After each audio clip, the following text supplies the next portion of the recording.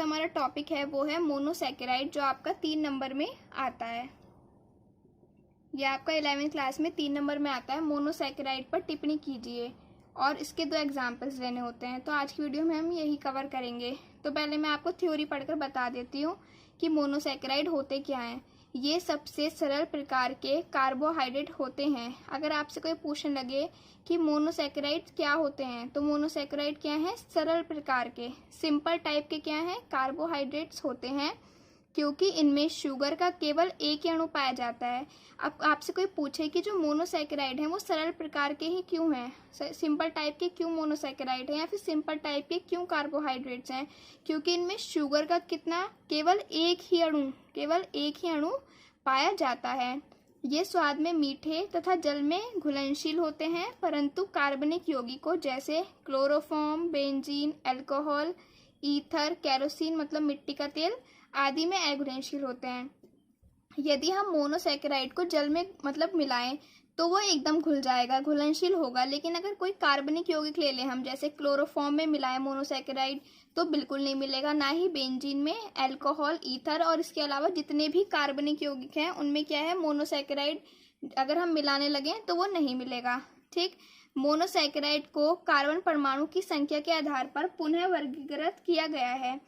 Monosaccharide में carbon की जितनी संख्या होगी उसके आधार पे भी मोनोसैकेराइड को बांटा गया है, जैसे ट्राइओज, टेट्राओज, पेंटोज और हेक्सोज। अगर मोनोसैकेराइड में 3 कार्बन है तो ट्राइओज, 4 कार्बन है तो टेट्राओज, 5 कार्बन है तो पेंटोज और 6 है तो हेक्सोज, ठीक है, आदि उपस्थित होते हैं। मोनोसैकेराइड मुख्यतः 2 रूपों में पाए जाते हैं। जो हमारे मोनोसैकेराइड है वो कितने रूपों में पाए जा रहे हैं?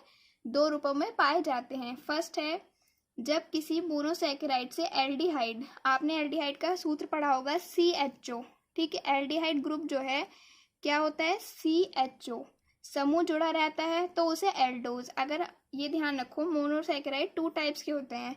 अगर मोनोसैकेराइड में CHO जुड़ा हुआ है तो उसे हम एल्डोज बोल देंगे, एल्डोज कहते हैं। और जब भी किसी कीटोन, जब कीटोन को किससे रिप्रेजेंट करते हैं? C डबल बॉन्ड O जुड़ा होता है तो उसे कीटोज कहते हैं। अब देखो, अगर मोनोसैकेराइड है और उसमें CH जुड़ा है तो जब उसके नेम को लिखेंगे हम तो उसके लास्ट में हम एल्डोज जोड़ देंगे। और अगर यदि कीटोन जुड़ा हुआ है तो उसे हम कीटोज कह देंगे। मैं इसमें आपको 2 एग्जाम्पल बता देती हूँ, ठीक है। फर्स्ट एग्जाम्पल ये है, तो अब हम इसके 2 एग्जाम्पल देखेंगे। फर्स्ट एग्जाम्पल हमारा ये है जिसमें C सिंगल बॉन्ड OH, और ऊपर देखो, आपको पूरे एग्जाम्पल में कुछ नहीं देखना, वहाँ पे पूरा एग्जाम्पल, यहाँ पर इतना स्ट्रक्चर तो सब दोनों में सेम रहेगा, हर एक एग्जाम्पल में सेम रहेगा। आपको ध्यान देना है ग्रुप पे कि कौन सा ग्रुप जुड़ा हुआ है। जैसे मैंने फर्स्ट में बोला था आपको कि अगर CHO जुड़ा है तो एल्डोज कहेंगे और CO जुड़ा है तो कीटोज कहेंगे। तो फर्स्ट में देखो CHO कौन सा ग्रुप हो गया? Aldehyde group. ध्यान से देखो, इसमें अगर आपको मैं ये डैश ना लगाती और आपसे कह देते कि इनमें कौन सा ग्रुप है, तो आप देख सकते हो CHO इसमें एल्डिहाइड ग्रुप है तो इसका नाम क्या होगा? ग्लिसरैल्डिहाइड, ठीक, ग्लिसरैल्डिहाइड। या फिर इसका दूसरा नाम बोलेंगे हम एल्डोज, क्योंकि मैंने कहा था कि मोनोसैकेराइड में अगर CHO जुड़े तो उसे हम एल्डोज बोलते हैं। तो इसका नाम क्या हो गया? ग्लिसरैल्डिहाइड, और ब्रैकेट में आपको एल्डोज लिख के आना है। दूसरा एग्जाम्पल देखते हैं, एग्जाम्पल नंबर 2। एग्जाम्पल नंबर 2 में अगर आप ध्यान से देखो तो इसमें कहीं भी CHO नहीं दिख रहा है, ठीक। जब CHO नहीं है तो यहाँ पे कौन सा ग्रुप है? C double bond O। मैंने बताया था जब C डबल बॉन्ड O होता है तो कौन सा ग्रुप कहलाता है? Ketone group.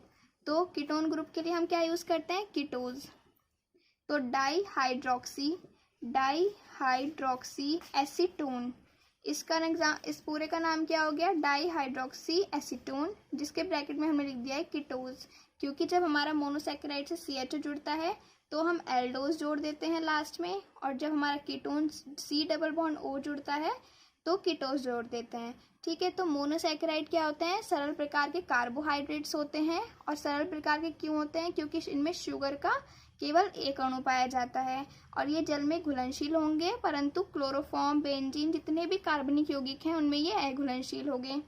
कार्बन परमाणु के आधार पर इनकी संख्या बताई जाती है। 3 कार्बन पे तो ट्राई, सब में आपको OS ही जोड़ना है। 3 के लिए ट्राई, 4 के लिए टेट्रा, 5 के लिए पैंट और 6 के लिए हेक्सा, ठीक। और इसी प्रकार जब CH जुड़ेगा तो एल्डोज जोड़ देंगे, और जब C डबल बॉन्ड O जुड़ेगा तो कीटोज। तो फ्रेंड्स वीडियो पसंद आई तो लाइक कर देना। Thank you for watching.